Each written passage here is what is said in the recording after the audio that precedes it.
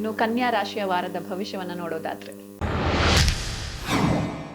ಉತ್ತರ ಹಸ್ತ ಚಿತ್ತಾ ನಕ್ಷತ್ರಕ್ಕೆ ಕನ್ಯಾ ರಾಶಿ. ಕನ್ಯಾ ರಾಶಿಯವರಿಗೆ ಒಂಚೂರು ಮನಸ್ಸಿಗೆ ಘಾಸಿ ಆಗ್ತಕ್ಕಂತಹ ವಿಚಾರಗಳು ಕೇಳ್ತಕ್ಕಂಥದ್ದು, ಅಥವಾ ಮನೆಯಲ್ಲಿ ಪರಸ್ಪರ ವಿರೋಧಗಳು ಬರ್ತಕ್ಕಂಥದ್ದು, ಅಥವಾ ಉದ್ಯೋಗ ಕ್ಷೇತ್ರದಲ್ಲಿ ನೀವು ಆಡಿರುವಂತಹ ಮಾತುಗಳನ್ನು ಮಿಸ್ಅಂಡರ್ಸ್ಟ್ಯಾಂಡ್ ಮಾಡಿಕೊಳ್ತಕ್ಕಂತಹ ಸಾಧ್ಯತೆಗಳು ಜಾಸ್ತಿ ಬರುತ್ತೆ. ಅದಕ್ಕೆಲ್ಲ ತಲೆ ಕೆಡಿಸ್ಕೊಳ್ತಕ್ಕಂತಹ ಅವಶ್ಯಕತೆ ಇಲ್ಲ. ಕಾಲಭೈರವನ ಸ್ಮರಣೆಯನ್ನು ಮಾಡಿಕೊಳ್ಳಿ ಕನ್ಯಾ ರಾಶಿಯವರು.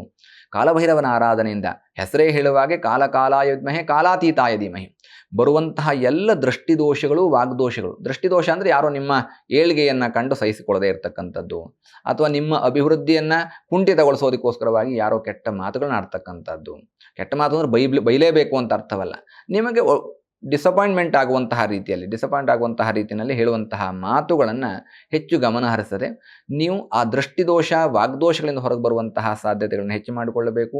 ಮತ್ತು ಈ ವಾರದಲ್ಲಿರ್ತಕ್ಕಂತಹ ಫಲ ಏನಿದೆ ಅಂದರೆ ನಿಮಗೆ ಮಾನಸಿಕವಾಗಿ ಘಾಸಿ ಆಗ್ತಕ್ಕಂಥದ್ದು, ಆ ರೀತಿಯಾದಂಥ ದುಷ್ಫಲಗಳಿಂದ ದೂರ ಬರ್ತಕ್ಕಂತಹ ಸಾಧ್ಯತೆಗಳನ್ನ ಹೆಚ್ಚು ಮಾಡಿಕೊಳ್ಳಬೇಕು. ಕಾಲಭೈರವನ ಆರಾಧನೆ ಮಾಡಿಕೊಳ್ಳಿ, ಕನ್ಯಾ ರಾಶಿ ಶುಭವಾಗುತ್ತೆ.